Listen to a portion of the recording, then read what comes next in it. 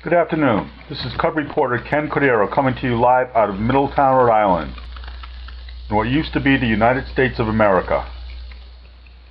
I'm being sponsored today by 2400 Degrees F, Murano Glass and Jewelry Collection by creator designer Christina Curtin out of Mystic, Connecticut, and her number is 1-860-463-4631. We're gonna start locally today.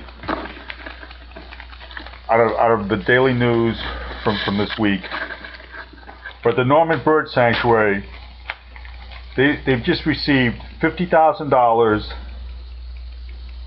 grant from the United States Natural Resource Conservation Service to turn 4 acres behind the Third Beach Club owned by the sanctuary into a habitat for bunnies. Yup, local bunnies are vanishing. It's no tall tale that local bunnies are pulling a vanishing act, according to Natasha Harrison, executive director of the Norman Bird Sanctuary. The New England cottontail bunny has been disappearing at a rapid rate on Aquidneck Island and across the region, Harrison said. Well, maybe the coyotes are getting them. That's why they're all gone. The coyotes got them. Your friends, the coyotes. And they're giving these people $50,000 so they can raise bunnies. Our country's broke. Now, I'm all for the bird sanctuary. I like the bird sanctuary. That used to be my backyard when I was a kid. But giving them $50,000 to raise bunnies? And then at our General Assembly this week, my local Senator Louis DePalmer, the Senate approved legislation sponsored by Senator Louis DePalmer, Democrat from Middletown, to require food service establishments to have a food protection manager trained and certified in food allergy awareness, and to have allergy awareness posters in staff areas to make all food service workers cognizant of the importance of their roles in protecting food allergy customers. This bill, which is modeled after a recently enacted Massachusetts program, was proposed by a 17-year-old Danielle Morgan of Middletown, whose family rarely dines out due to her and her sister's severe food allergies. I rarely dine out anymore either. I can't afford it. I've got an allergy to every tax they come up with. Every new rule and regulation they try and throw on something. It just never ends. Okay, let's see how our federal government's trying to ruin our life. Let's go to something from the American Center for Law and Justice.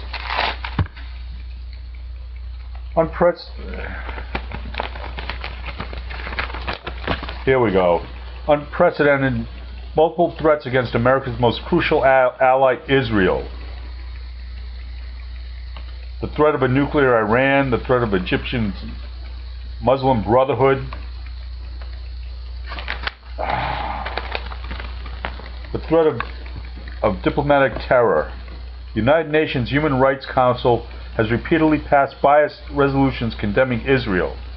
Since its establishment 6 years ago, the Council has passed 91 resolutions, 39 of which targeted Israel, most resolutions condemning Israel than all other nations combined, and 5 of the 7 total resolutions in a recent session. Among the latest, a resolution calling for a United Nations investigation into Israel's settlements.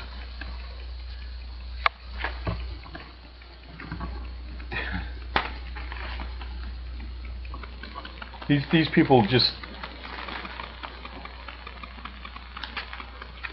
They don't like Israel? Of course not. Israel's our ally, our best ally over there, and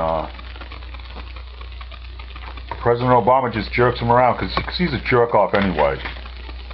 Our Muslim president, Mr. Obama, jerk off that he is. And now here he is in his old town, Chicago. Like you never hear about this, but my understanding is in Chicago they have like 40-50 killings a week. just gangs and stuff, just roaming the streets. Not just roaming the streets, but just killing people. And then you never hear about that. But that's Barack Obama's town, Chicago. That's what Democrats get you. When you think of Democrats, think decay. Like dentists decaying teeth, Democrats decaying society. Now out of the New York Post today, the G8 in Chicago, that Barack Obama's hosting. G8 countries are $29 trillion in debt. Can you spare a few euros, dollars, rupees, or yen to save the global economy?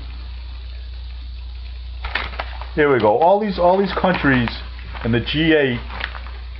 Russia, $126.3 billion in debt.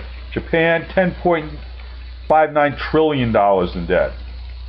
Canada, Prime Minister Stephen Harper, $1.25 trillion.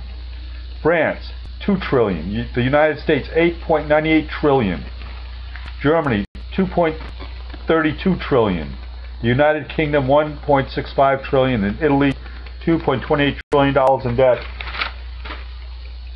Is that what a Harvard education gets you in debt? Is that what education gets you nowadays in debt?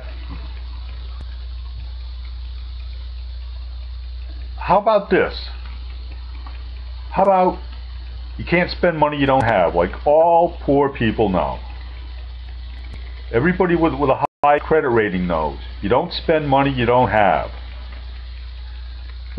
Mr. President, let's try and put some value back into our country. How would that be? All these countries they're a bunch of socialists, and what do you think their solution's going to be? We'll print more money. We'll bail you out. How about if you don't bail nobody out? How about if you all go back to your countries and try and figure this out on your own? You're all a bunch of losers. And Mr. Obama, who thinks that having gay marriage is so important for our country. What's a president? Is he a Christian? He's not a Christian. Is he a Muslim? I don't know. He says he's a Christian. But like, if you're a Christian, how can you endorse gay marriage? Just like at our local Salve Regina College, which is a Catholic college. How can it not be Salve Regina? And yet they have a gay, lesbian, transgender group there. How about somebody at this college saying, well, how about if you go to confession and try and stop doing what you're doing because it's wrong? I mean, for a Catholic college to endorse this, I mean, is there any hope at all? I don't know. So these idiots can stop spending all our money that we don't have. Maybe give us some of our freedoms back. Maybe I can get my country back. Mr. Obama, Mr. Moron. Well, don't let me give you too much credit. Okay, well that's enough for now. Remember, go to church, keeps you healthy. Seek God in goodness and simplicity of heart. And with that, I'm going to end this 22nd edition of Cub Reporter Ken Cordero. Remembering, you can't spend money you don't have. My email is KenCordeiro's@AmericanOnline.com. Thank you. Have a nice evening.